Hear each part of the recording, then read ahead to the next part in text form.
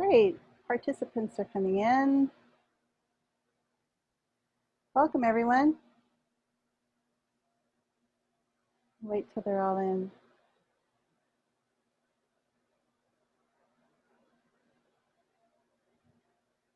Hello.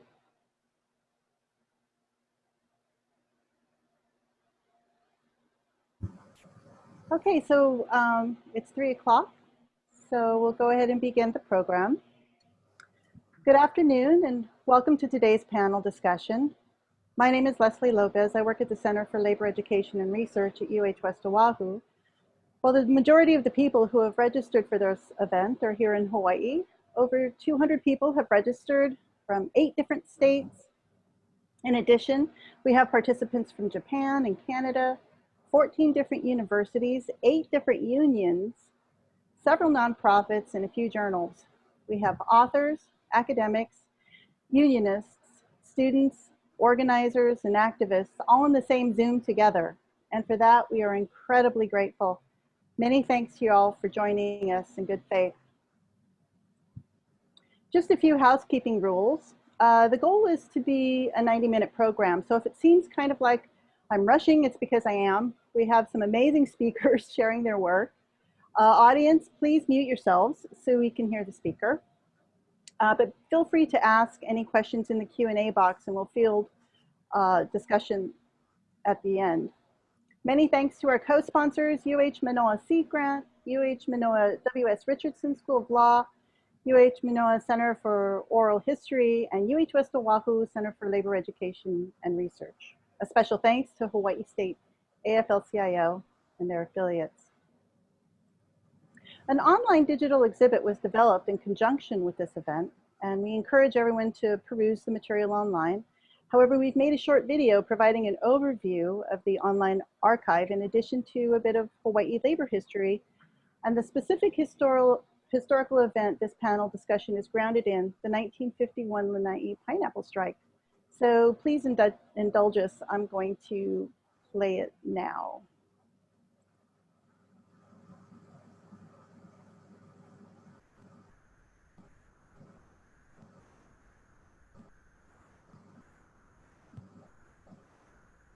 In this exhibit, you will find selected excerpts from 3 separate oral history projects conducted in the 70s and 80s. The first project features stories from plantation store owners on the island of Maui and their different ethnic clientele. The second project takes a look at the Wailua plantation community on the island of Oahu and its shifting demographics. The third project highlights the role of women in the pineapple industry, focusing on women in labor union strikes and other social activities. Each excerpt is only 3 minutes in length and offers a brief glimpse into the lived experiences of these individuals. To learn more about these individuals or projects, please visit our website to access the interview transcripts in their entirety, which are publicly accessible via Scholarspace. Thank you. Greetings. My name is Ellen Ray Cachola, the Evening Supervisor and Archives Manager at the University of Hawaii William S. Richardson School of Law Library. This video will provide a brief overview of some items in Race, Labor, and Indigeneity, an online exhibit. Water, Labor, and Racial Capitalism includes an article on the Masters and Servants Act, which began the subjugation of indigenous workers to their employers and the importation of immigrants to expand agricultural plantations. Water became commodified since the plantations. The traditional Hawaiian definitions of water management was used in modern courts to challenge corporate ownership of water. Legal representation of Hawaii's working class during the McCarthy era features the archives of Meyer C. Simons, the legal partner of Harriet Buslug. Simons shares stories of racial, class, and gender oppression against the plantation's working class. When workers organized for their rights, along with Buslug and Simons, they were targeted as communists by government agents, but Buslug and Simons' persistence lifted the stigmatization of workers' unions in Hawaii. Labor and indigenous influence in the '78 Constitution was a time when labor movement delegates pushed for workers' rights to collectively bargain, and Native Hawaiian delegates pushed to revitalize their indigenous culture and for the public management of natural resources. Policy debates raised race and labor inequities in Hawaii's multi-ethnic composition. Could the 1978 Constitution end the marginalization of difference? To learn more, please visit archives.law.hawaii.edu or contact Ellen Ray at hawaii.edu or 956-2867. My name is Leslie Lopez with the Center for Labor, Education, and Research at UH West Oahu. I submitted the pages for this exhibit on behalf of the archive and website at our center, which was largely curated by our director, Dr. William Pewitt. The Hawaii labor history links on our page are just a few of the many acts of bravery of working people in Hawaii. In this video, I'll share just one of them, the Lanai pineapple strike of 1951. The 800 pineapple plantation workers on Lanai were the poorest of the poor, exploited and working under the worst conditions, and they worked for one of the richest and most powerful companies in Hawaii, Dole Pineapple. Dole had plantations on every island and a cannery in Honolulu that had at one point employed children. The pineapple fields on Lanai was one of the largest pineapple fields in the world at the time, almost 20,000 acres. The workers were predominantly Filipino, but they were also Japanese, Hawaiian, and Portuguese. Pineapple workers had been organized by ILWU, but David Thompson reports in his piece entitled "The ILWU as a Force for Interracial Unity" that getting people from different ethnic groups to unite for a common economic good was incredibly difficult work. Plantation management had intentionally stirred up ethnic fear and stereotypes, particularly between Japanese and Filipino workers, for the sole purposes of preventing a strike. Management strategy has always been to divide us in any way they can. What makes the 1951 pineapple strike extraordinary is, number one, it was a wildcat strike. Against the advice of ILWU Louis Goldblatt and Jack Hall, who understood the economic and political power of Dole, but the 800 workers voted to go on strike anyway. Number two, the strike was the second longest in Hawaii's history. It began on February 27th, lasting over 7 months. There are accounts that over that hot summer, people could smell the rotting pineapple in the fields an island away. In addition, Dole lost $25 million. Number three, they won. Led by ILWU business agent Pedro de la Cruz, not only did they win an increase in wages, 3 cents more than they asked for, they won pay increases for 9,000 workers industry-wide, including the cannery and the other plantations, everyone. And they forced Dole to negotiate with pineapple workers as a group, rather than as individual plantation by plantation, what is known as collective bargaining today. The most important thing about this and all of these strikes is that they were able to organize all workers in one union, regardless of race, color, or gender.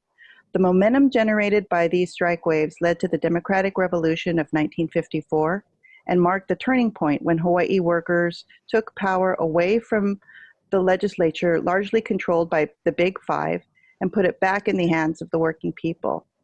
As a result of their bravery, Hawaii is the most unionized state in the country today.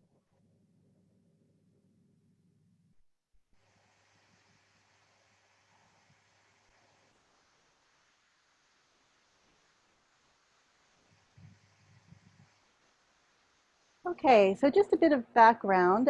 This event came about while thinking about the significance of the 1951 pineapple strike and comparing that with where we're at today in Hawaii.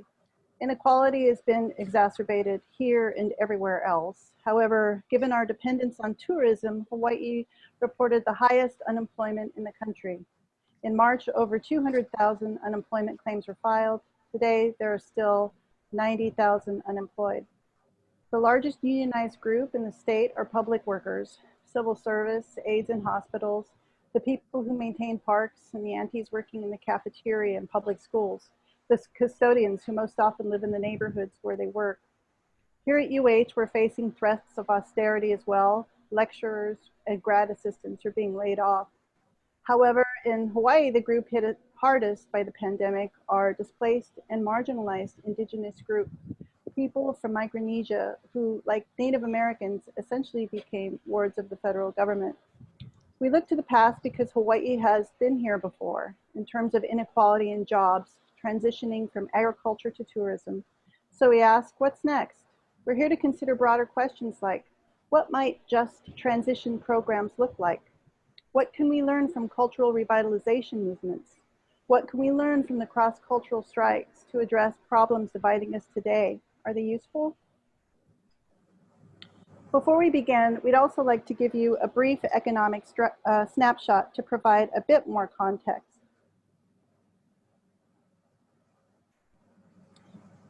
In 1950, the population was almost 500,000 people. Today, that has tripled. Weirdly enough, we had more hospitals and hospital beds in the 1950s. That's because state hospitals and public services have been hit the hardest by the steady march towards privatization over the past 20 years. Most land is still held by the state. You can view that as public lands or occupied lands, depending on your perspective and political view. We see the federal government lands have increased, but we also see Native Hawaiian managed land holdings in the top 10, including Kamehameha, Department of Hawaiian Homelands, and Lili'u Kealani Trust. We also see that billionaires have replaced plantations. The third wealthiest person in the US now owns Lanai, and the CEO of AOL owns a significant amount of land in Kauai. Finally, the job horizon has certainly shifted. Non-unionized temp agencies are one of the largest employers today. With that, I'm going to turn the floor over to our law librarian and co-host, Ellen Cachola. Unfortunately, Ikaika isn't able to join us today, so Ellen will introduce Dion Dizon, the moderator for today's panel. Ikaika is here today. Ikaika, I see you in the panelists, the participants here. So Ikaika, I'm just going to introduce you. Ikaika comes from a background of Hawaiian sovereignty and demilitarization organizing, and today he joins us as the moderator. Ikaika is working with Unite Here Local 5 as an organizer, and he will be asking questions to our panelists to help us connect the past with the present labor and Indigenous issues today. So Ikaika, I pass the mic to you now. Okay. Hey, thanks very much. Yeah, just so in case anyone's confused, in that photo, I'm the old guy on the left, not the 4-year-old. Thanks, Leslie and Ellen Ray, for pulling together this conversation. I think it's particularly timely. You know, we're living in interesting times, right? This really kind of crazy moment where COVID has exposed what I think a lot of us already sort of knew instinctually and from our own experience, that we live in an incredibly unjust and unequal society. And, you know, COVID is helping to make that really, really obvious, unfortunately. And it comes at a moment where, you know, we have some of the richest people on earth that are actively seeking habitation on other planets, while the rest of us are living with the history of and impacts of things like, you know, for some of our Micronesian brothers and sisters, the literal bombing and destruction of their homelands, the irradiation of their communities, and the ongoing health effects. You know, some of those people work here in Hawaii as some of the lowest paid employees at the airport, which is located on Crown and government lands, you know, the quote unquote ceded lands, and they're earning poverty wages. So, you know, this is a moment where all of these contradictions are really being exposed, and it's a very important time for us to look at how do we try to bring together our movements as much as possible. As Leslie mentioned, my background is, I come out of a Hawaiian sovereignty and demil background, and work at Local 5 as an organizer. I'd like to introduce our excellent panel for today, and let me pull up their names. So hopefully you can all see them as well. We have Dr. Kealani Cook. He is a professor history at UH West Oahu and the author of Return to Kahiki, Native Hawaiians in Oceania. Jonathan Okamura, professor of ethnic studies and the author of Ethnicity and Inequality in Hawaii and the co-editor of Asian Settler Colonialism, From Local Governance to Everyday Life in Hawaii. Adolph Reed Jr. is Professor Emeritus of Political Science at the University of Pennsylvania. He is the author of numerous books and articles dealing with race and class in American society. He is also an organizer and one of the founding members of the U.S. Labor Party, and who is presently working on Medicare for All. ʻIlima Long is a PhD student in the UH Manoa Political Science Department and Native Hawaiian Student Services staff, and an organizer for Academic Labor United and a kia'i for Mauna Kea. And Nandita Sharma is a professor of sociology at UH Manoa and the author of Home Rule, National Sovereignty and the Separation of Natives and Migrants. So what we're gonna do today is we're going to try to constrain, there's obviously a lot for us to talk about. We have a total of 50 minutes for us to try to allow for everyone to have a chance to speak. And panelists are free to use the screen if they have a presentation to make. And I'd first like to call on Kealani, Dr. Cook, and we have a question for you. And this can preface your a presentation that you'd like to make. Prior to the organized unions, ethnic groups in Hawaii organized themselves along ethnic lines in the form of mutual aid societies. What types of organizational frameworks were successful for Indigenous and Kanaka for the common good? Okay. First, I want to say mahalo for the conveners and for yourself for inviting me here. And I'm going to start here and then I'm going to wander off and hopefully be back in 10 minutes. So in terms of the types of organizations that were successful, usually it's going to be something, relatively organic. It's going to be, the core in Hawaii and through most of Oceania is going to be, it's going to be family. It's going to be ohana, ainga, however it's termed. It's going to be the connections that are made through people that you're either related to directly through blood or through marriage or through these other connections that would form these sort of broader families that you could depend on. And this is also true for people coming in from across the Pacific into Hawaii. This is true for Asian immigrants coming into Hawaii. Sometimes close family members, sometimes close connections, and sometimes sort of created connections. It's kind of the thing in Hawaii where I don't know which of my uncle, until I got to 20 something, I didn't know which of my uncles and aunties were actually my blood uncle and aunties, because you always have these sort of uncles and aunties. Ohana is sort of this fundamental thing, regardless. When you're in a situation like in Hawaii, where it's relatively small and it's going to be personal connections, and then eventually, you start building into broader organizations. We do see mutual aid, sort of more formal mutual aid societies. You see hui, et cetera, which sometimes turn into real estate groups, and sometimes they're just the people who are supporting each other. But I kind of want, now I'm going to start wandering off. I wanted to start off with, I'm not sure how many people are familiar with Tevita Kaili, who's over at BYU. And one of the things that he really worked, one of the things he really sort of pushed in a lot of his work is this idea of tawahiva.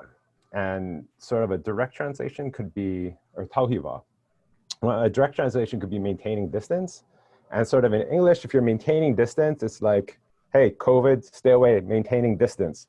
But what we have, what tauhiva is when you sort of meet somebody or you engage with somebody, you figure out what's the thing between you two, what's the space in between you is a space that can be nurtured. You figure out what the connection is to that person. You ask them where are you from? Where's your family from? And he's mostly talking about the Tongan community in Hawaii, doing this in order to create connection. So you may not know this other Tongan guy, but you start talking and eventually you figure out how you're connected. And then you nurture that relationship. You nurture that space in between. in order to create a stronger relationship. You need that strong relationship because in Tonga, you would have had you would have had more of your family. You would have had the village. You would have had everybody around you. Here, you wouldn't have that.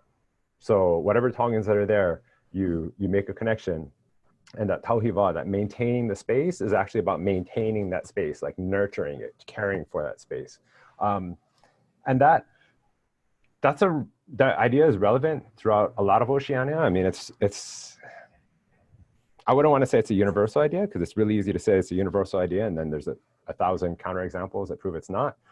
But it's a pretty universal human thing that if there's a relationship, if you can find the connection and then actually nurture those connections, then that's the relationships that can be relied on for, like, maybe the connection itself wasn't the thing you were looking for, but rather the support that the connection is gonna provide.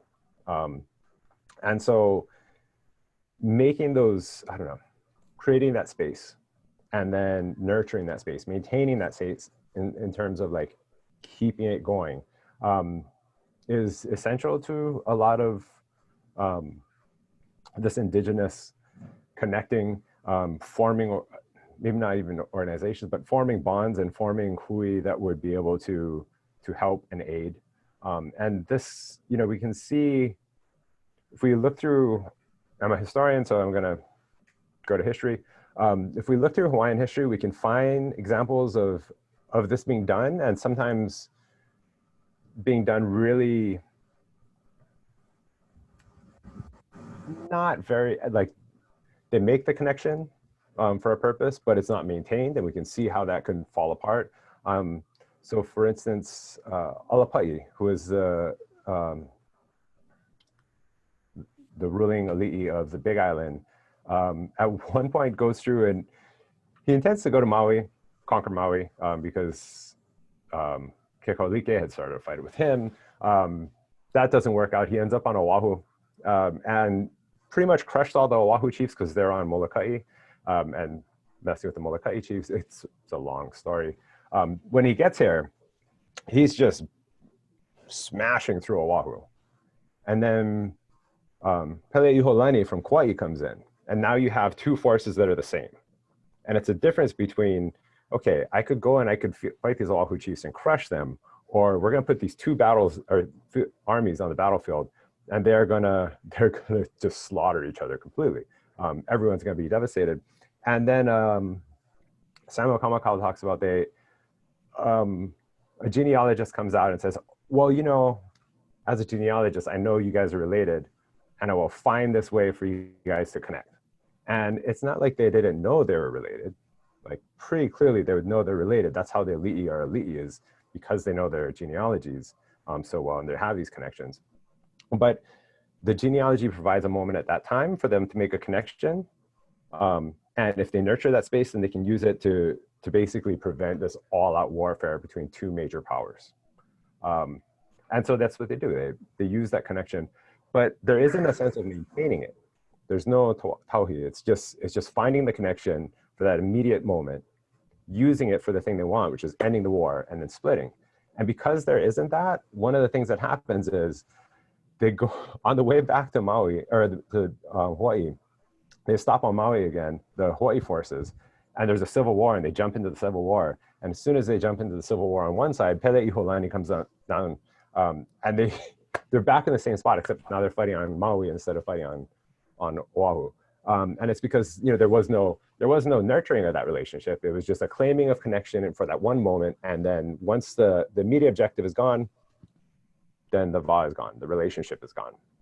So it's not just a matter of finding a thing that connects you, and in this case it was genealogy, but finding a thing that connects you to people, and then pursuing that and maintaining that space. So we can see, if you look at sort of like Filipinos in Hawaii, Filipinos in Hawaii can be seen on the one hand as like, oh, they're like, if you don't look for a connection, right? Filipinos are just, like they're an immigrant group, and in this sort of US mentality that a lot of Hawaiians have bought into during the 20th century, into the 21st century, it's like, oh, it's this immigrant group, right? But then what if you start looking at the oceanic connections, right? If you look into deep, deep genealogy, then it's like, well, look at all the linguistic groups. Like a lot of those linguistic groups are Austronesian linguistic groups. There's connections. There's Maui stories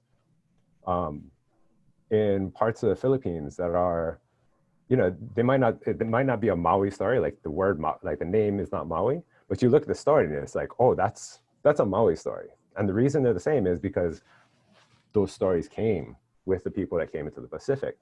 If you use those kinds of ideas and connections, okay, this is, you know, it's not something that's absolutely sets a relationship between Hawaiians and Filipinos up, but it's something that can be called upon. You can say, well, we have this connection, we have this deep genealogy. And it doesn't have to just be genealogy, but looking for those connections and ties, often historical ones, similar histories, related histories, et cetera, and using those to build upon, okay, now that we have that, now let's maintain and nurture a sort of modern relationship, a contemporary relationship based on those older ones. And how much time do I have? I think that was 1 more minute.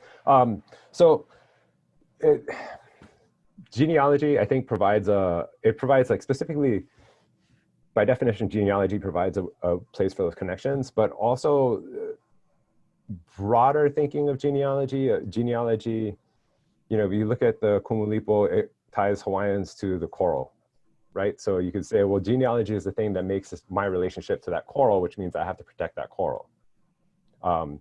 Those same sort of things, if you start broadening out those understandings of genealogy to think about human connections, historical connections, et cetera, in the modern era, you can use that as a foundation for building connections between people, you know, Kanaka Maoli and others in Hawaii and others around the world, as long as the va is maintained, as long as the space is, that connection and space is nurtured. And I'm up. Okay, thank you, Kealani. Before we turn to Jonathan Okamura with a question about ethnic inequality, I just wanted to note that I'm personally really interested in the political linkages that can be built between Hawaiians and Filipinos. Just speaking sort of selfishly as a guy who's Hawaiian and Filipino, I mean, that between those two groups, that's almost 50%. I mean, it's not almost 50%, but like it's a pretty large like voting block or economic block that could be built between Hawaiians and Filipinos. Really fascinating. Thank you, Kealani. So now for Jonathan Okamura, you've researched ethnic inequality in Hawaii with regard to occupation, income, and education. How do you see such inequality continuing today? Well, thanks, Ikaika, for the question, and also like to thank Ellen and Leslie for organizing this panel discussion today, or whatever time it is, for the 144 participants who have Zoomed in. I thank them for also joining us. So instead of starting off with the question right away, I'm going to look at the history of racial inequality in Hawaii first before turning to the question in the pre-war, immediate post-World War II period. And I'll emphasize what Kealani was talking about, connections, the connections among the different groups that worked on the plantation, both sugar and pineapple, and also on the docks. So in 1946, we all know there was this historic strike on the sugar plantations, the first multiracial strike in Hawaii. And most significantly, I think, when it comes to issues of racial inequality, what the workers did, led by the ILWU, was to have a clause written into the contract with the Hawaiian Sugar Planters Association that banned racial discrimination against workers, because this was what was going on at that time. And this is 18 years before the 1964 Civil Rights Act that also banned racial discrimination. So that gives you a sense of the progressive kinds of goals and values of the union at that time. And the connections they established, these multiracial connections among groups, Filipinos, Hawaiians, Portuguese, also, and Japanese, led them to a series of strikes in the 40s into the 60s in longshore and pineapple and sugar, and the last one being in 1958. So by 1959, the year of statehood, the ILWU was the largest union in Hawaii, 70,000 workers. I don't think any union has been that large since then. The other thing that was going on at this time, besides the ILWU seeking higher pay, better working conditions for workers, was the rise to power of the Democratic Party. And these are not unrelated events, because the ILWU did support the Democratic Party with endorsements, with financial contributions, and with campaigning assistance. The party reciprocated by such legislation as increasing the minimum wage in Hawaii, increasing funding for public education, expanding the University of Hawaii to the neighbor islands through the community college system, so that working class kids growing up on the neighbor islands could have access to a college degree. So these two major processes going on in Hawaii during this time created these opportunities for collective socioeconomic mobility for non-haoles. The dominant racial boundary in Hawaii at the time of the war and before the war certainly was between haoles and non-haoles, but as a result of unionization and the Democratic Party at that time into the 60s passing progressive legislation, which they no longer do, of course, the Chinese, Japanese, and Koreans were able to enter the middle class by the 1960s. Unfortunately, they left behind Native Hawaiians and Filipinos, groups that had supported the Democratic Party rise to power, and groups that were also substantially represented in the ILWU as blue-collar workers. So this begins the increasing, I would say, ethnic inequality in Hawaii, because Chinese, Japanese, Koreans, and Koreans were much smaller in population than Japanese and Chinese, they start to separate themselves from Filipinos and Hawaiians. So as the racial boundary broke down between haoles and non-haoles in the post-World War II period, the racial solidarity, the connections among these groups also broke down. And this is how we see the rise of ethnicity as being more significant than race in the, by the 1970s. So from here, then, let me take up this issue of contemporary ethnic inequality. So my research has been based on looking at decennial census data, particularly on occupation, income, educational status. And if we, up until 2010, if we look closely at those data, what becomes clear to me is a widening gap between the dominant groups in Hawaii, the groups with the highest occupational, income, and educational status, whites, Japanese Americans, Chinese Americans, and these subordinate groups, Filipinos, Hawaiians, Samoans, and other smaller minorities, such as Micronesians. And that gap is not being closed. And I'll discuss the reasons later for this. So this is the situation I think that we've been facing once tourism became the dominant industry in Hawaii by 1960.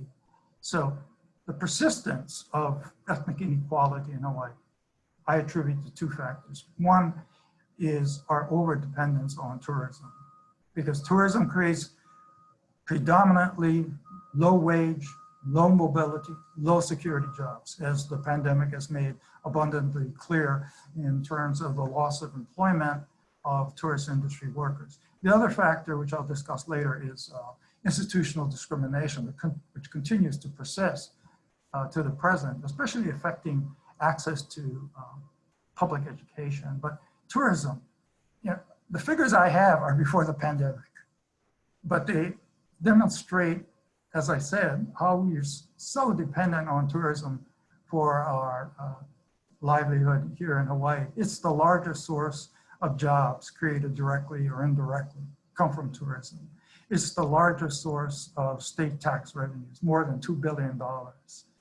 It's the largest sector of our gross state product. Now, all of these things have changed dramatically as a result of the collapse of the industry and its ramifications for workers in Hawaii. But tourism also affects, or the collapse of tourism at present also affects other people, not just tourist industry workers, because of the contributions previously, more than $2 billion a year to gross state tax revenues. So that has declined substantially, of course, because tourists aren't coming. And what this means is less state funding for government programs. So in terms of institutional discrimination, let me focus on public education. And by discrimination, I refer to institutionalized discrimination as a result of policies, practices, laws that result in unfair, unequal treatment. In the public schools, 180,000 students, 70% are from minority groups, 30% are Haole, Japanese Americans, Chinese Americans, but they tend to live in the more affluent neighborhoods. So on Oahu, East Honolulu, or in Manoa. Keep in mind though, in Hawaii, we're the only state that has a statewide school district. So every other school district in the country is dependent on local property taxes for their funding. That's not the case in Hawaii.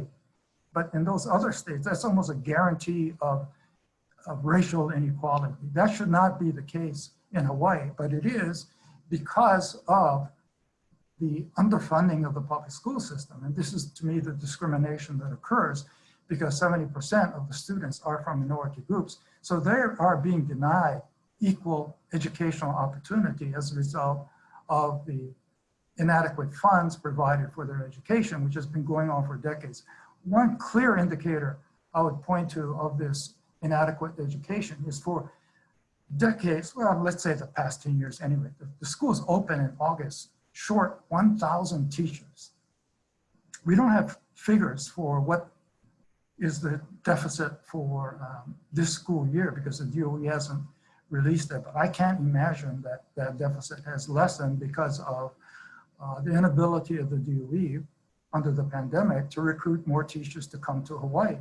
So this just means more inadequate education for public school kids, 70% for minority groups, and the denial of equal educational opportunity. This results in their lesser access to a college degree. 1 minute left, so I'll wrap this up. The two largest groups, again, going back to Ikaika's point about Filipinos and Hawaiians, in the public schools, they're almost half of the public school enrollment. They are certainly not half of the students at UH Manoa. They're represented roughly about half of what they should be based on their public school enrollment. And this is an indicator, clear indicator of their being discriminated against, being denied equal access to the University of Hawaii. So the pandemic has just worsened ethnic inequality in Hawaii. It has widened the gap between the dominant and the subordinate groups in Hawaii. Now, I think it might take 10, 20, beyond that number of years in order for at least individual socioeconomic mobility to become much more possible for members of those minority groups. Yeah, thank you, Jonathan. Okay, now thank you very much. We're going to turn now to ʻIlima Long. Hawaiian nationalism, does it support or act as an impediment to labor organizing in Hawaii? Or does labor organizing support or act as an impediment to Hawaiian nationalism? What is missing that prevents an I'm sorry, Ikaika. We Yes. had Professor Reed next on the program. Oh. Sorry, Adolph. 1 second. Okay, my apologies. Oh, I'm sorry, I can switch. I mean, you can keep. Yeah, keep if we want to switch, way. that's fine. Yeah. No, that's okay. I've already stopped asking the question. So ʻIlima will come back to you. Adolph. Yes. How does identity politics affect labor, and can it unite differences, or and what do we overcome? Wow, that's a big one.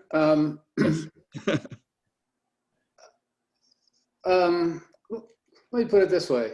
But I guess the first thing to do is like to try to think about what people mean when they talk about identity politics, and what it emerges from. And I'm not going to take the baton and run out the clock. But let me say before I say anything else, I'm thanks for inviting me. Like I always learn a lot from the Hawaii connection. So I feel like I'm kind of cheating, like I'm more a consumer than a producer here, because I'm learning so much. But maybe the way to start with this is to talk about what race is for a second, right? Since typically, the flashpoints about identity politics at this moment have to do with race, or what's sometimes called ethnicity.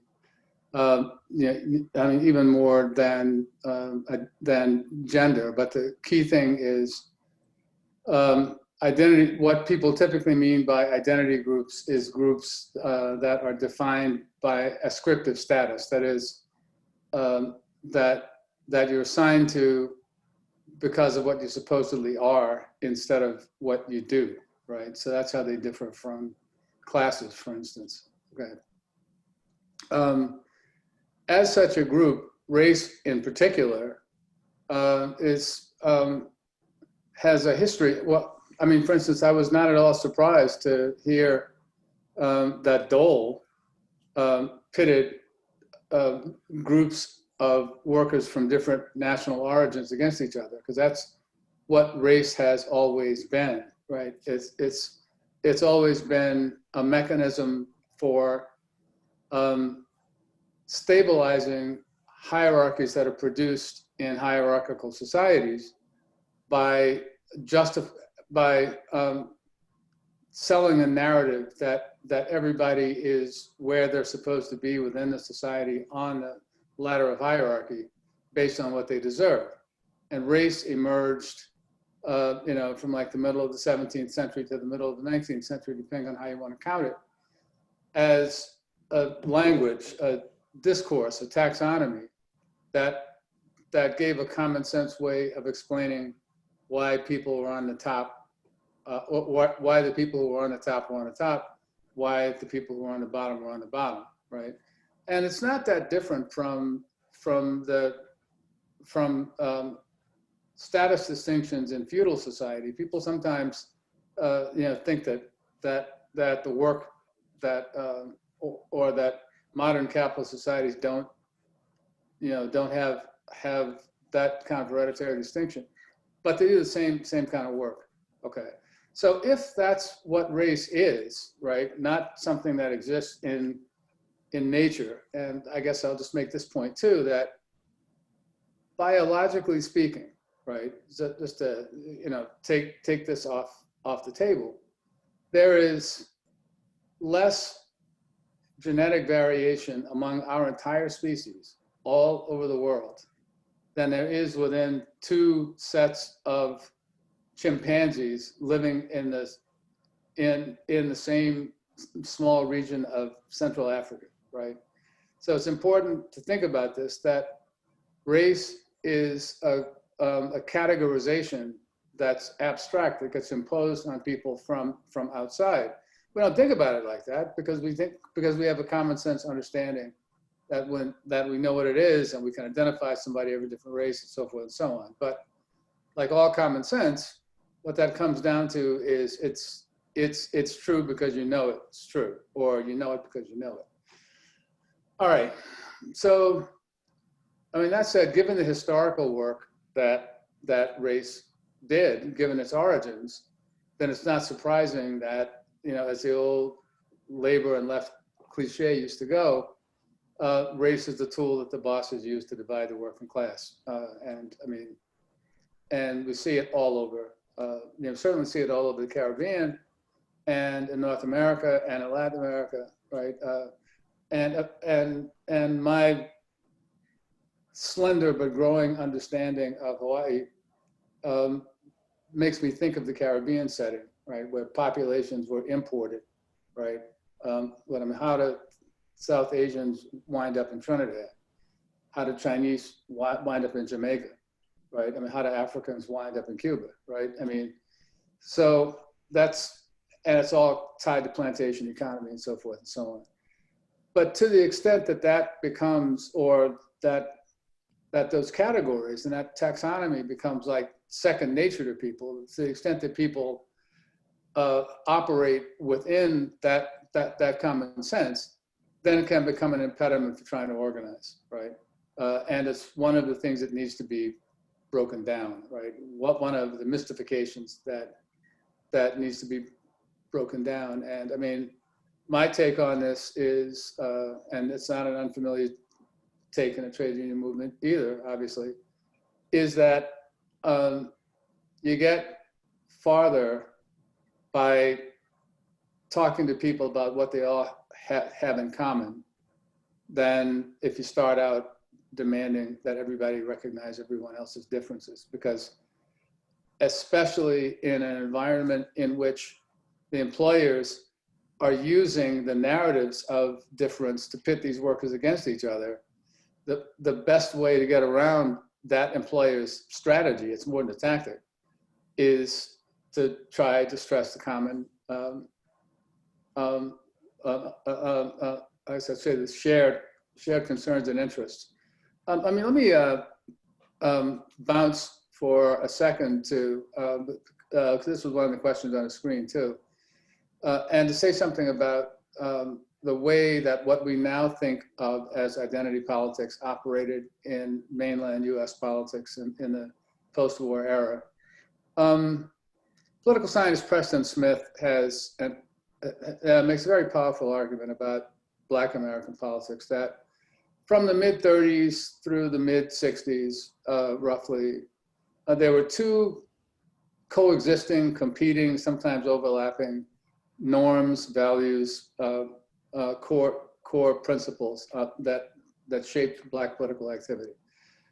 One of them he describes as the principle of racial democracy, which is basically a kind of real radical equality of opportunity, or the view that you know that you have justice when Black people exist in rough proportion to their distribution in the overall population, in the distribution or the allocation of all the good stuff and all the bad stuff, right? So 12% of the, or 13% of the unemployed, 13% of the corporate boardrooms, 13% of billionaires. But the other principle that came mainly from mass movement politics that was rooted in the CIO and the labor movement was the social democratic principle. When people like A. Philip Randolph and others understood that, that for the best way for Black workers to make their lives better was the struggle to make everybody's lives better. And I will conclude, since I've got less than a minute now, and maybe we can come back to this, is that while people tend to think that the Black Power movement was a populist mass insurgency, the reality is that sort of radicalized ethnic politics, or not radicalized, it's kind of militant ethnic politics, was always fundamentally a class politics. And it was a politics that was associated with the rising and aspiring strata of the professional and managerial class, right? And when we sort of fast forward, and I can speak on this honestly, I was 19 when Stokely Carmichael shouted Black Power on the Meredith March, and I got as excited as any other, I mean, 19-year-old black male did. But when we fast forward, right, from the 55 years since the Voting Rights Act was passed, and see that despite the persistence of all kinds of racial discrimination and explicitly racial injustice, the most consequential outcomes have been consolidation of a political class that is disconnected from the interests of working people. And I'll just stop there, and maybe we'll have time to amplify it on Q&A. Okay, that's great. Thank you, Adolph. Okay, we already previewed your question, ʻIlima, which is about the interplay between nationalism and labor organizing. Does one serve as an impediment or facilitator for the other, or vice versa? And what is missing that prevents more solidarity and mutual understanding between the sovereignty movement and the labor movement? And please talk about this if you'd like in the context of Alu. Thank you. Sure. Aloha everybody, and thanks for the organizers for putting together this panel. I wanted to just kind of start out by acknowledging that today is the birthday of Queen Liliuokalani, who was the reigning monarch at the time of the overthrow of the Hawaiian government, which was the US's sort of first coup, international coup of a foreign government. And the picture behind me is 24 years after the overthrow in 1917. And this is actually her funeral when she had passed away. And the men in white that you can see kind of throughout there holding those ropes, these were 224 Hawaiian Stevedores who carried her casket from Iolani Palace to her final resting place in Mauna Ala up in Nu'uanu.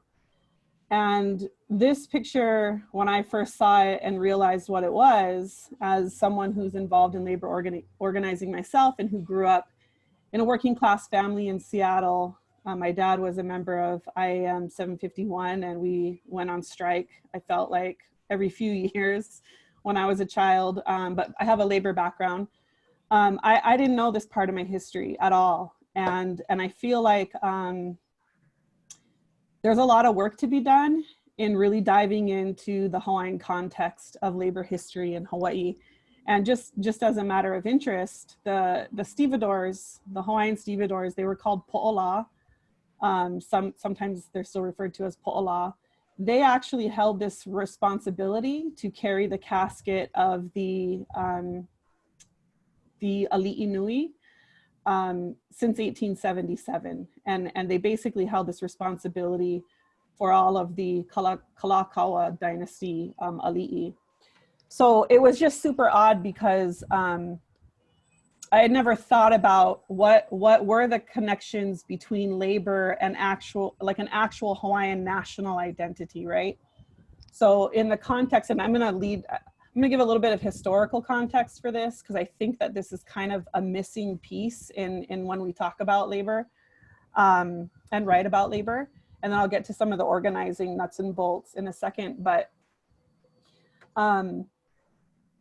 you know, we all know that when we're talking about labor and organized labor and unions and working people, we're talking about, honestly, an antagonistic relationship with capitalists and capitalism, right? And that organized body is so critical to be able to, you know, advocate and leverage what people with less access to power and honestly military might have against those who do have those things. And so when we talk about the overthrow and we're looking at the history of Hawaii and even the formation of the Hawaiian nation state in the 19th century, I think sometimes, well, if you're a Hawaiian historian or a scholar, you don't lose sight of this, but it's important to always remember that what we're also talking about when we talk about the ali'i and the Hawaiian state of the 19th century, that we're still talking about a very small indigenous island nation in the context of the whole world and very powerful Western imperialist nations. And that there was a lot going on in the 19th century to navigate, not being just fully pulverized by the interests of those nations. And that creates a complex labor history in the Hawaiian Kingdom. Following the overthrow, of course, the intensity of capitalist oppression increases a lot. And that's when we see the formation of these, you know, basically of militant, you know, stronger organized labor. And we see that, you know, folks in Hawaii are realizing that the sort of older way of organizing is not powerful enough.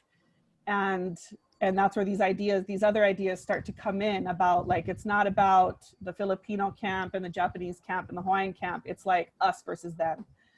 And the formation of the ILWU, the affiliation, I should say, organized stevedores had been around for a long time, actually. back to the 1860s, but affiliation with the ILWU in particularly happens in part through the leadership of a Kanaka stevedore from Hilo, Harry Lehua Kamoku. And the Hilo Hawaiian Stevedores are more radical and more militant than the Honolulu Stevedores. And that's part of my research that I'm trying to sort of sort through right now. But so Professor Okamura gave a great sort of history of between then and kind of what takes us to now. And we see that there are now divisions, right? We're kind of divided by class and race in different ways. So I want to touch upon some of the things that I've noticed. My position, I organize for Alu Academic Labor United, which is the graduate worker unionization effort at UH. But first and foremost and longer, I'm more involved in Hawaiian sovereignty politics and land defense.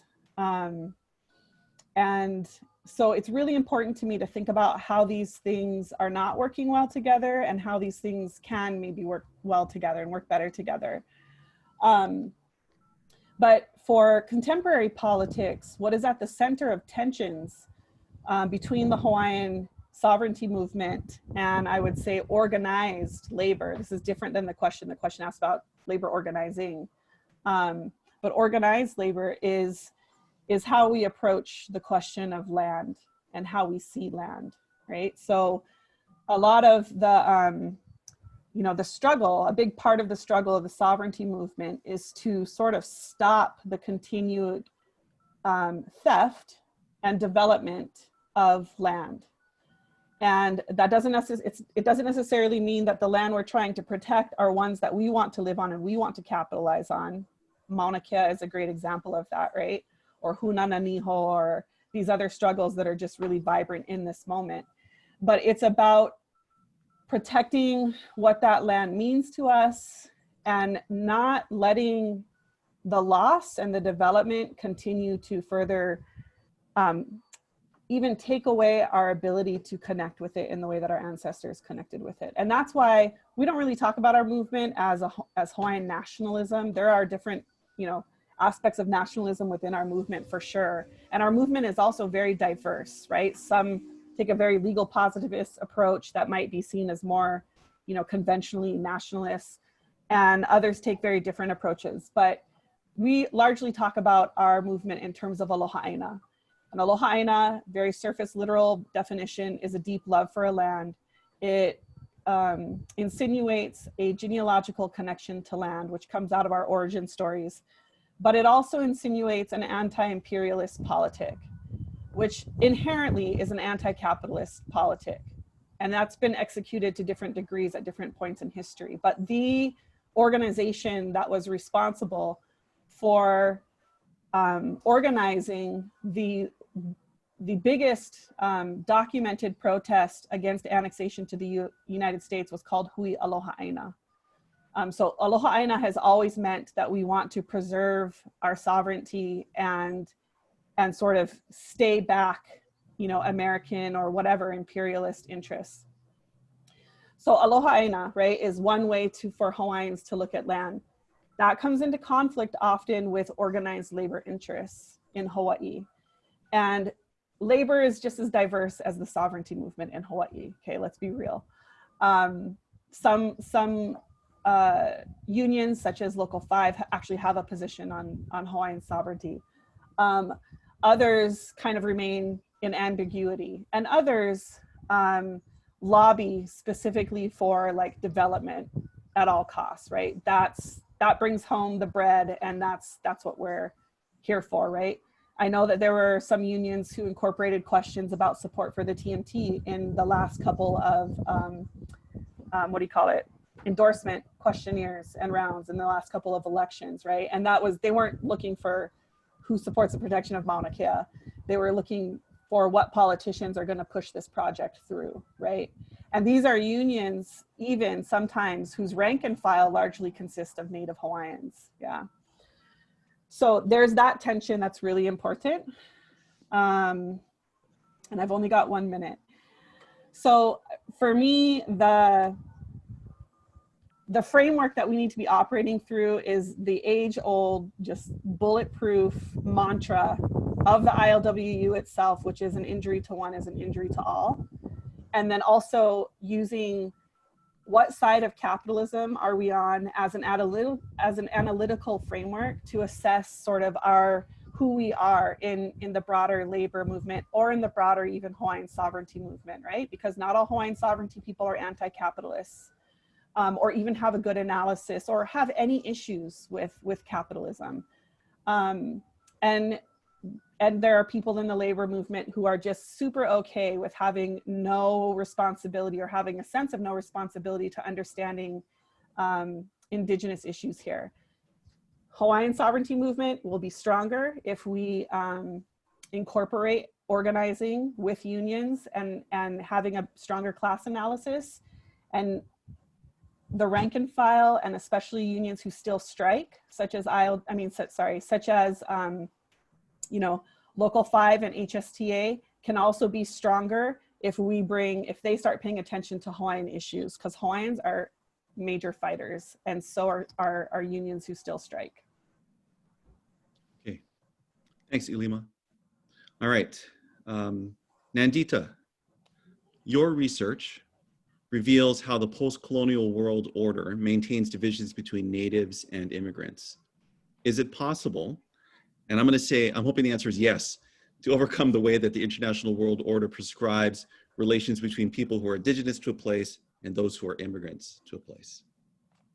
Thank you. And I'll just start by thanking all of the people whose labor has gone into producing this program, Ellen, Leslie, and you, Ikaika, for moderating our discussion. So when we're talking about our current international order, which is what you're asking me to talk about, let's start with acknowledging that we live in a catastrophic age. Our planet is being killed by the capitalocene, right? By capitalism. People are losing across the world. People are losing more and more of their land, their air and water. People are moving for new livelihoods and for sheer survival in unprecedented numbers. And that's only going to increase. Violence is rampant, and it's organized along lines of race, gender, sexuality, and nationhood. And we are not actually focusing on capitalism very much. Most of us are not. And that's today's international order. And I think it's most accurate to describe it as a post-colonial new world order, a new set of ruling relationships based on a shift in the form of state power after World War II. So the post-colonial new world order is when nation states after World War II largely replaced the imperial states that colonized much of the world. And many believe that just this shift in state form from imperial states to nation states, that led us to a new era of decolonization. But of course it didn't. The practices associated with colonialism, the expropriation of land and air and water, and the exploitation of labor, not only continued under national sovereignty, but actually expanded and intensified. There are actually greater disparities in today's world within nation states, as well as across the global system of nation states, than there were in the age of imperialism. So clearly, national liberation did not bring about freedom or liberty. Yet nationalism and this demand for national sovereignty continues to inform many, but not all, social justice movements, and the goal of national self-determination still animates much of anti-colonial struggle. My work is focused on the key division that has come to define many nationalist movements around the world and across the left-right political spectrum, and that's the division or separation of natives of nations and migrants who are not seen as members of nations. This division between natives and migrants actually reflects the political order of our world today. We live in a world of nation states where each state's territory is said to belong to whichever nation the state claims to represent. The idea is that the world is made up of distinct peoples and that each people has their own place in the world. And those people who don't live in their proper place, migrants, are said to be out of place wherever they live and work. The division between migrants and natives is therefore, at its core, a division based on nationalist thought, a division based on the existing political structure. There's nothing revolutionary about this. To me, nationalism is a poison to the struggle for freedom. Being a nationalist and being opposed to the practices of expropriation and exploitation, being a nationalist and being anti-capitalist, to me is an oxymoron. It's not compatible. Nationalism, by definition, is a political project that sidelines issues of class, that ignores the demand for the end of expropriation and exploitation. Nationalism is always a class collaboration. Nationalism centered the nation, which is defined through ancestry, genealogy, shared language, etc., i.e., all of the modalities of race thinking. Centering the nation results in the dismissal of the importance of class. The idea is that elites and workers within the nation, queens and stevedores, are co-members of national society, that they together hold sovereignty over the territories claimed by nationalists. Now, there have been national liberation struggles, not unlike those of Native Hawaiians, for a long time across the colonized world, in the Americas, in Asia, Africa, Oceania.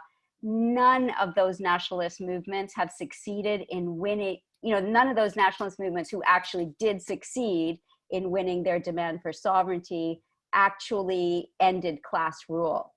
This, of course, was in part due to the power of global finance capital, but this only once again goes to the heart of freedom struggles. We need to end capitalism and regain our land, our air, and our water, not win territorial sovereignty if we are to be truly self-determinative.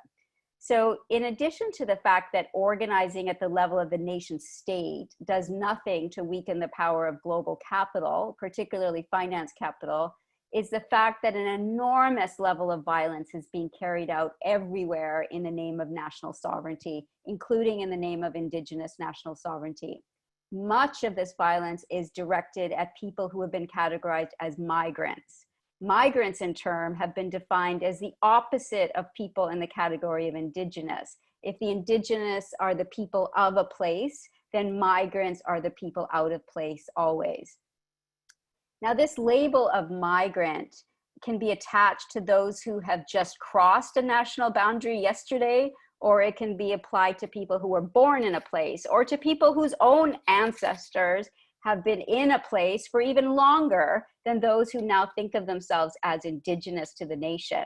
And we can see this, and I really am insistent that we pay attention to this particular struggle. We can see this being violently taken up today in Myanmar, formerly Burma, where the dominant Burmese Buddhists represent themselves as the indigenous people of Myanmar, being colonized by Rohingya people who they represent as colonizing migrants, as settler colonists from elsewhere. The indigenous is a category that has been taken up around the world, not just in the Americas or the Oceania. It's a worldwide category. And in fact, I argue that indigeneity is a crucial component of all nationalist thought. And this is not a semantic issue, just people calling themselves indigenous or whatever. The use of indigeneity as the grounds for claims to territory is something that is shared by the right and the left. And it's so strongly linked to nationalism precisely because it legitimizes claims to territory, to exclusive territorial sovereignty, to belonging in a nation. Now, we can either learn from the failures of past national liberation struggles and the fact that they didn't win what people thought they were supposed to win, or we can continue to believe that contemporary national liberation struggles for territorial sovereignty will somehow bypass the limits to freedom that are established by class collaboration.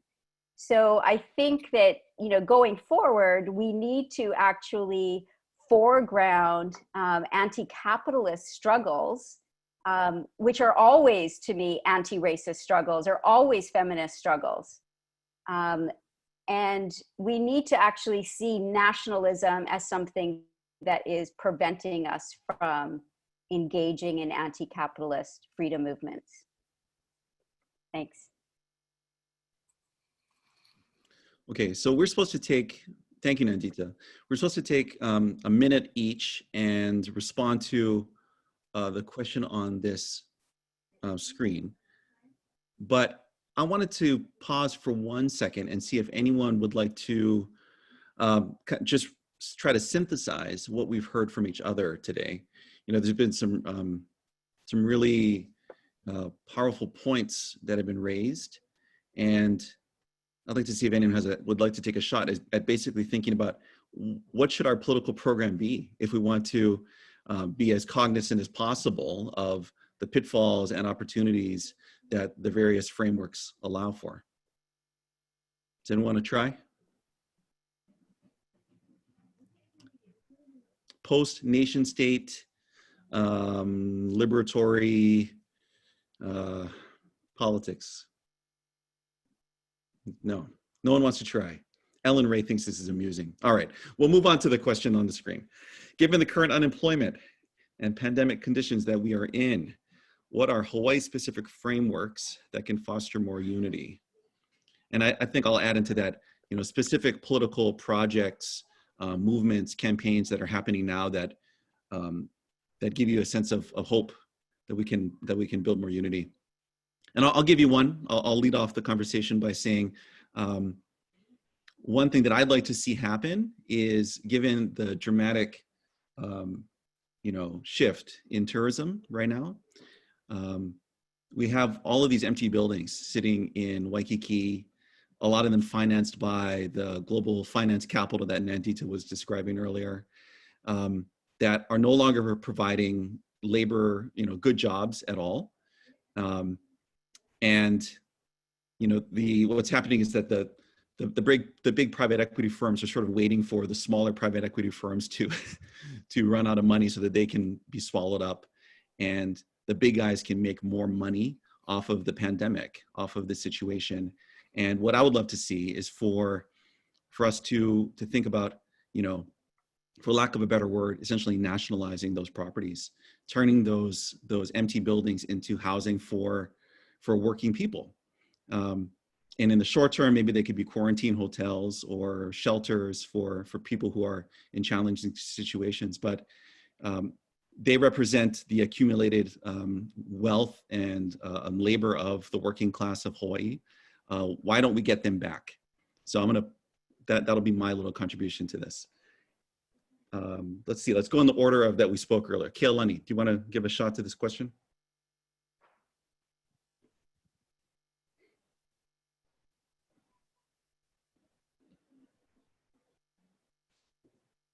Okay, yeah, I'll start. You know, like this is something just from working with my students. Dr. Okamura was talking about, you know, at Manoa, Hawaiians and Filipinos don't make up the same percentage by far of the population at Manoa. They do it at other campuses. Our campus, it is, we're out on the west side, it is a lot closer. And in terms of, oh God, this is such a history answer. The more history people learn, the more they can find these connections and ties. I have Filipino students that have never heard of the Philippine resistance to American colonization. They've never heard of the Philippine-American War. Mm-hmm. And patching that together at the same time, you know, looking at the connections to the overthrow. It's one of the ways that I've noticed to create more of a sense of connection in terms of historical events. When we look at, you know, the same sort of thing where we're talking about history, looking at a lot of like, again, Micronesian students, so much of the current framing of Hawaiian or Micronesian and Hawaiian connections is around tensions, because being stuck often in the same housing, etc., and then tensions that emerge out of this sort of created scarcity. A lot of those tensions, relationship building can be caused by looking instead at the relationships, the historical relationships between what we now call Micronesia and Hawaii. Recent history, Hawaiians were so into maupiolog and voyaging, and yet so often seem to ignore the fact that a lot of the people that are coming from the FSM, are coming from very closely connected places to Sarawak and Polowat, and this is those kinds of, the more history that students are given, and again, this is my framework, it's more history professory, the more they're able to find the ways to connect what's happening now, their connections to each other, and look for ways to think and organize around it. I'm not sure if that kind of answers it at all, but we'll jump off with that. Thanks. Jonathan, do you want to take a stab at this? A question regarding what you said was nationalizing hotels in Waikiki. That was a proposal you had, right? Yes. To provide housing. Well, something like that, it's going to require the Democratic Party to get involved in. And that's unlikely, I think, based on the kind of current leadership that the party has, which is divided anyway. But it's been my experience as well. But it's a great idea. It's a great idea for particularly your union to push. And so actually when we were given these other questions about what kind of organizing can take place under the current conditions, I thought of cross-class organizing through labor unions. So Local 5 working with, say, the HGA, or the teachers union working with Local 5 also, because both unions are concerned with job security and worker safety. So, but in the more specifically your proposal, do you see any of the other unions working with Local 5 on this kind of proposal? These kinds of alliances should be made now prior to the elections. Unions can decide among themselves which candidates to endorse, which to make financial contributions, to send out their members for sign waving, that sort of thing, so that the members of the next legislature are more likely to be pro-labor than they currently are. Yeah. Okay, thank you. Adolph? Yeah, well, I mean, again, like I'm barely competent to say anything, right? That's something specific to Hawaii, but speaking as I am now in another tourist economy, right, which is having the same kind of problems. And here we had a much weaker local, that was local 2262. Now it's some other number like a mega local, but it seems to me that one objective or one focal point that's the same everywhere is that what the pandemic has shown is like what happens when there's a complete breakdown in government, or the idea of government for the public good. And on every level, the response to it, right? But both the federal government's response, but the inadequacies that the pandemic has showed, for instance, of the system of employer-provided healthcare, right? I mean, for one thing, right? So, I mean, as a nation, last estimates I saw, we're going to, around 27 million people will have lost their employer-provided healthcare by the time this is over. The difficulty of, or the fight to indemnify, workers for their losses, right? Loss of job, loss of health insurance, or loss of access to healthcare, which is the real thing. Housing, right? Being on the threshold of impoverishment, from the standpoint of a reasonable public health strategy or approach to public health that's also anchored in a notion of government of the public good, for the public good, in the public good. All those things ought to be seen as part and parcel of the same process. I mean, I like the idea, I mean, that you mentioned, Ikaika, of commandeering disused facilities as a kind of mutual aid, stopgap. But it seems to me that the challenge for all of us now, in addition to getting Trump out of office, is to start trying to build, and this is where the labor movement is especially central, or can be especially central, trying to build and educate around a conception that the purpose of government is to serve the public and to serve the people, right? I mean, we've had 40 years or 45 years, depending on how you want to count, of neoliberal hegemony, and that takes a toll on how we think, right? What people expect from government, and I think if we are ever going to be able to turn this around anywhere, and as a novice, or one might say a political tourist, Hawaii seems like it's in a much better place structurally and institutionally than in most of the rest of the country, especially where I am now, like in Louisiana, and where I do a lot of work in South Carolina, to start making moves in that direction, right? To turn the Democratic Party there, or to struggle to turn the Democratic Party there into, what the Marvel Comics types would call a force for good. But I mean, that's my 2 cents. Thank you, Adolph.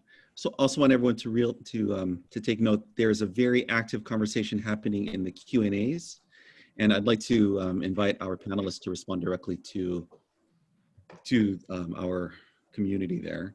ʻIlima, do you want to take a stab at this question? Yeah, I think I'll answer it in 2 parts, one a little bit more on the material side and one on a different angle. And then I wanted to respond to Jesse's comment, Jessie Vega, which also speaks to Dean's comment. But I think in terms of an opportunity and framework, the hotel workers and the Hawaiian movement kind of coming together to build power to really revamp and rethink the tourist industry. And one of the tensions that are there is that the tourist industry is entirely built off of the appropriation of Hawaiian culture, right? Not to mention the theft of Hawaiian lands over there.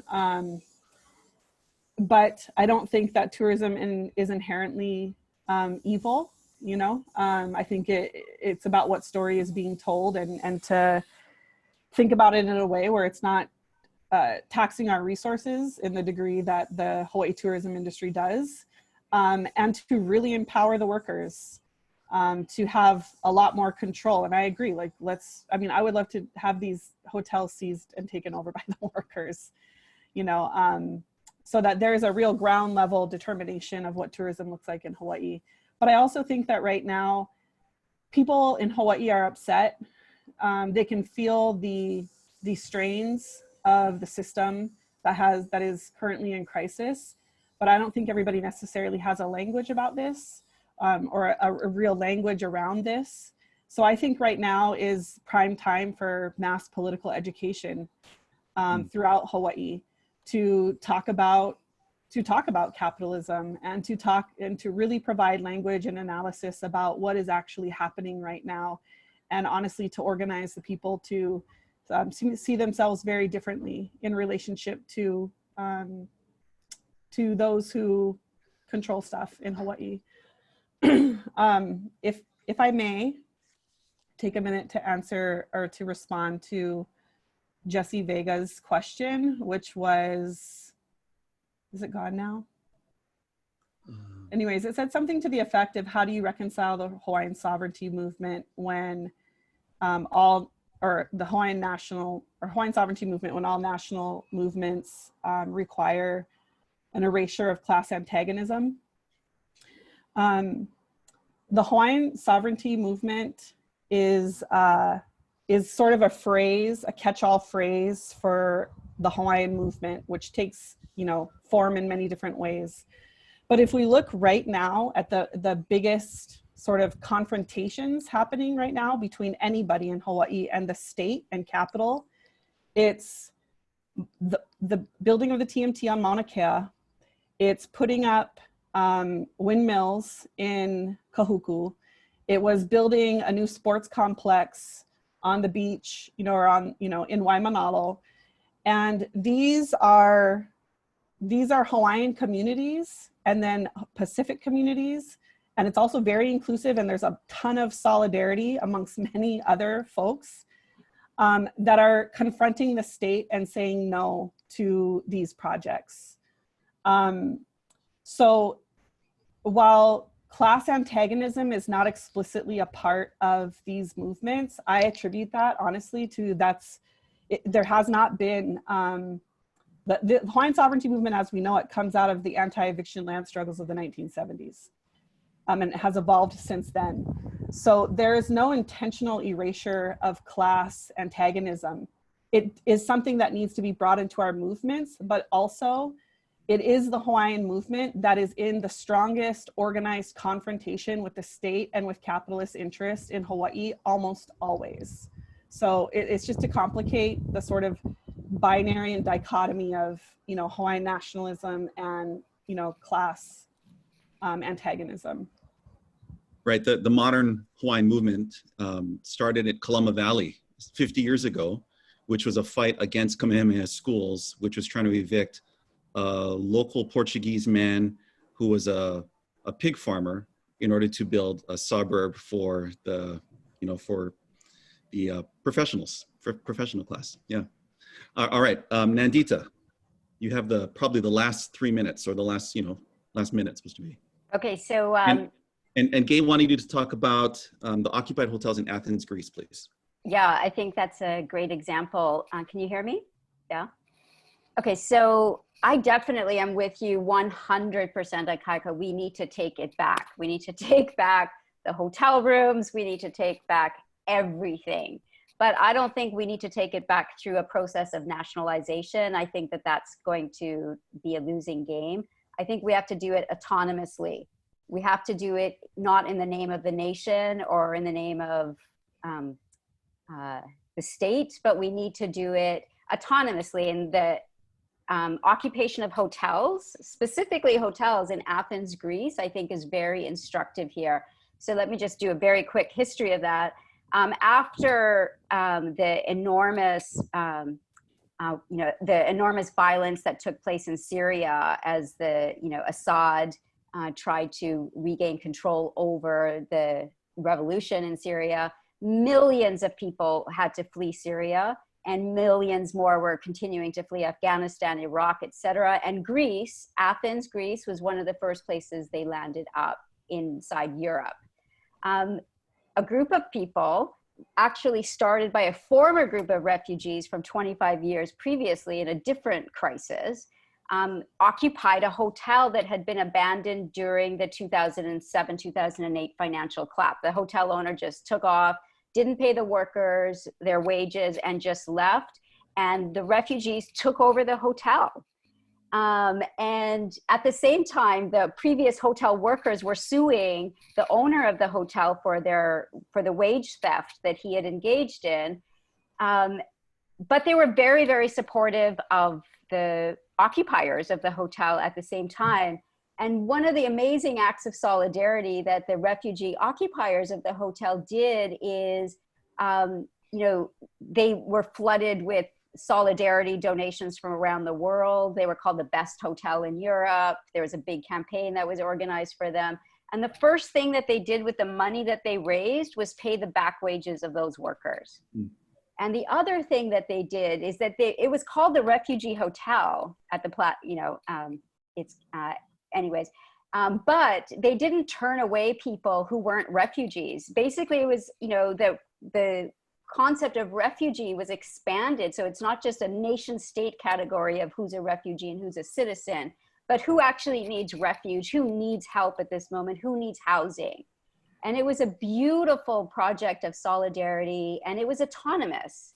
It was not organized through the state. It was, and it was explicitly anti-capital, and it was an effort to politicize the movement, make it very clear what is the basis that we are taking this back. And it's not the nation, and it's not, ideas of sovereignty or territoriality. It's simply the basic ability for people to survive and live outside of the market system of housing and food and et cetera. So I see that as a model of sorts for how to do this across the world, because there's no way that we can fool ourselves into thinking that we're going to do anything in Hawaii that's not going to be defeated by the US military, by much broader forces. This is going to have to be a global struggle. Like, there's just no way out of that. It is going to have to be a global struggle. We can't take back Hawaii and just leave the rest of the world for capital, because we will not be left alone. Okay, thank you. We're at 4:31. We are 1 minute over time. So I want to thank everyone for participating. There's obviously, at this point, there are 21 questions that we haven't been able to answer. So my apologies, our apologies, but I'm sure that our guests would be happy to respond via email. So I want to thank Leslie and Ellen Ray. Do you want to close off with any particular comments? No? Just a genuine gratitude for all of the panelists who joined us here today. Thank you so much for your time and for your work. And we really appreciate it. And for all the participants who came here today. We will be uploading this video on at the Digital Archive site. So you'll be able to revisit it there. Thank you to everyone. Thank you. Oh, thank you. Thanks a lot. Thank you, everyone. Mahalo. Thank you. Hello.